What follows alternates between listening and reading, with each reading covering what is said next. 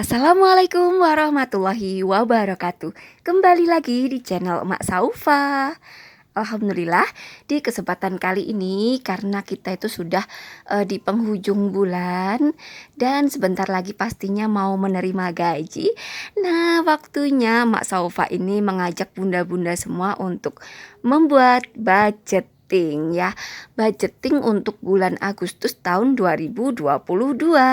Semoga vlog emak kali ini bisa menginspirasi bunda-bunda semua dan juga bisa bermanfaat. Nah, sebelum kita menerima gaji, menerima penghasilan, sebaiknya kita buat budgetingnya supaya nanti pas nerima uang tuh kita tahu bakal bakal buat apa aja penghasilan dari Pak suami nanti. Dan tentunya yang pertama utamakan untuk kewajiban-kewajiban, kebutuhan-kebutuhan, terus hal-hal yang dianggap penting didahulukan gitu ya Bun ya. Nah, kalau Mak Saufa ini dari penghasilan UMR Pak suami ini kan 4.400.000. Sebenarnya Pak suami ini ada penghasilan lemburan juga, cuman nggak pernah Mak hitung. Jadi khusus untuk lemburan Pak suami ini larinya ke tabungan persalinan emak. Jadi meskipun penghasilan Pak suami lemburnya itu 1 juta, emak masukin ke tabungan persalinan. Jadi karena emak sebentar lagi kan mau bersalin ya, mau melahirkan. Jadi supaya ada pegangan gitu.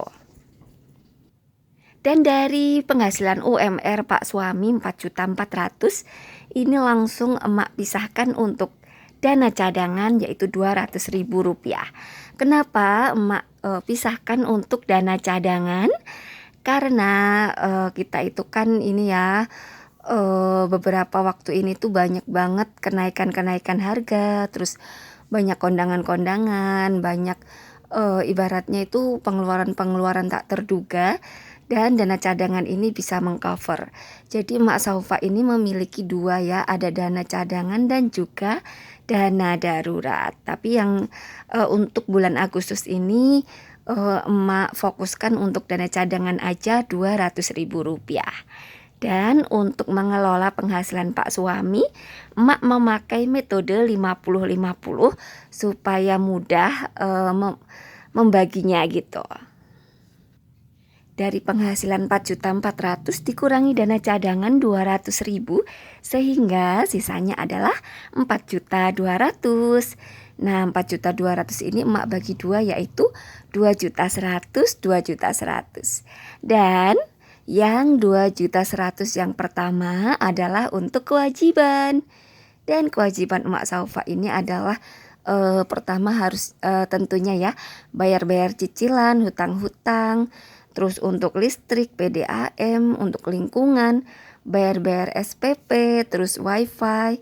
Pokoknya semua yang intinya itu kita harus membayar tiap bulannya. Dan itu selalu emak dahulukan supaya nggak ada kata terlambat atau nggak ada yang sampai didenda gitu. Untuk anggarannya, cicilan rumah emak 900.000, untuk listriknya 200.000, untuk PDAM-nya 80.000. Terus emak juga bayar lingkungan ini untuk sampah, terus bayar keamanan dan juga sumbangan-sumbangan gitu Rp80.000. Terus setelah bayar lingkungan, emak juga bayar SPP kakak tantri ini 200.000 satu bulannya. Sedangkan untuk kakak Saufa itu tuh gratis ya, karena kakak Saufa itu masuknya SMP negeri. Dan terakhir untuk bayar wifi ini 100.000. Dan total semua kewajiban Mak Saufa ini adalah Rp1.560.000.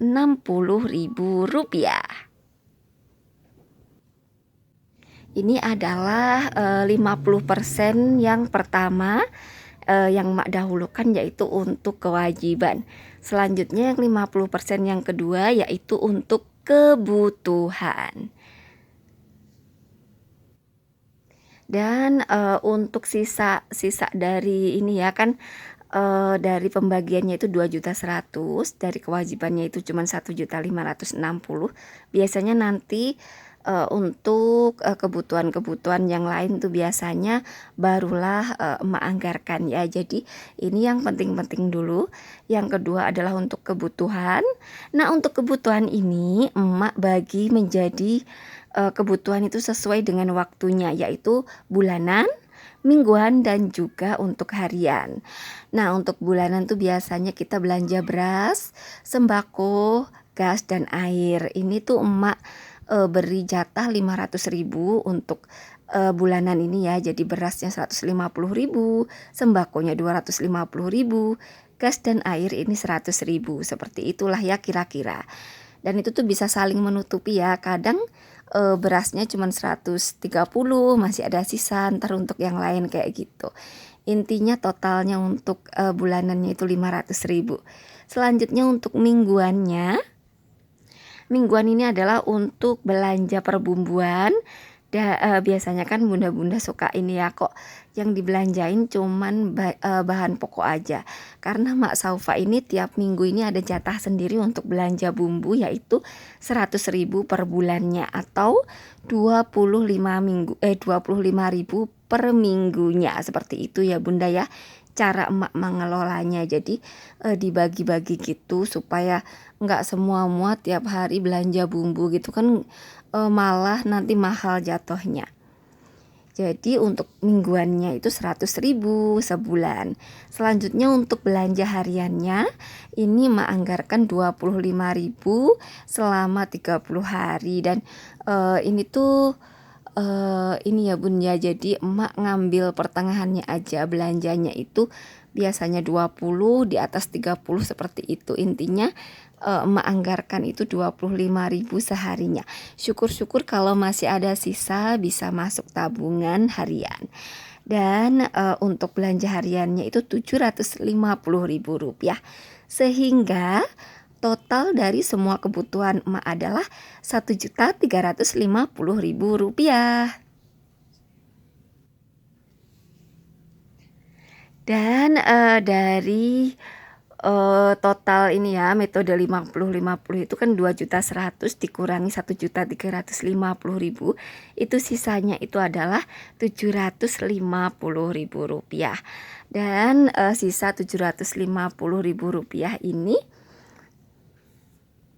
akan emak anggarkan untuk kebutuhan Pak suami sebulan itu 600.000 rupiah.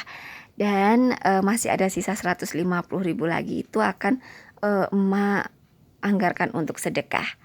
Dan untuk sisa satu lagi yaitu 540.000 itu untuk kebutuhan anak-anak emak, yaitu kakak Saufa ini kan dia itu untuk uang sakunya sebulan 200.000 karena ini masuknya udah full. Dan untuk kakak Tantri ini 100.000 dalam sebulan. Jadi dalam sebulan itu kan ada libur berapa hari gitu ya bun ya. Jadi ini tuh udah cukup banget alhamdulillah. Dan masih ada sisa lagi 240.000. Ini akan emak masukkan ke tabungan sekolah karena si kakak Saufa ini tahun depan sudah mau masuk SMA. Jadi ini untuk persiapannya seperti itu. Nah, sedangkan untuk penghasilan Mak Saufa sendiri itu yang dari YouTube tentunya akan Mak masukkan ke tabungan. Nah, sedangkan untuk penghasilan endorse, penghasilan yang lain itu biasanya emak untuk selain untuk sedekah, untuk hiburan, untuk mengisi sinking fund juga. Karena ada beberapa sinking fund Mak Saufa seperti untuk kurban, terus untuk bayar STNK dan lain-lain biasanya emak ambil dari situ. Nah, begitulah kira-kira cara mengelola keuangan Mak Saufa. Alhamdulillah ya, meskipun sepertinya kelihatannya kok rumit, tapi kalau dijalanin tuh enak banget bun. Jadi keuangan kita itu benar-benar tertata. Ada tabungan utama, ada tabungan untuk sekolah, terus ada juga untuk kewajiban-kewajiban terbayarkan. Terus alhamdulillah bisa untuk hiburan juga, bisa menunaikan ibadah juga, terus alhamdulillah bisa bersedekah juga. Intinya semuanya dikelola dan semoga dengan mengelola seperti ini tuh keuangan rumah tangga kita itu bisa berkembang. Amin amin Allahumma amin.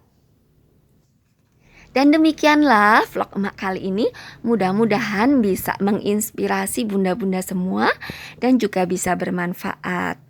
Jadi bunda-bunda jangan ragu, jangan takut untuk budgeting dan jangan takut untuk gagal karena semua manusia itu pasti mengalami namanya proses dan dengan terus belajar kita pastinya akan berhasil karena siapa yang bersungguh-sungguh pastinya akan berhasil.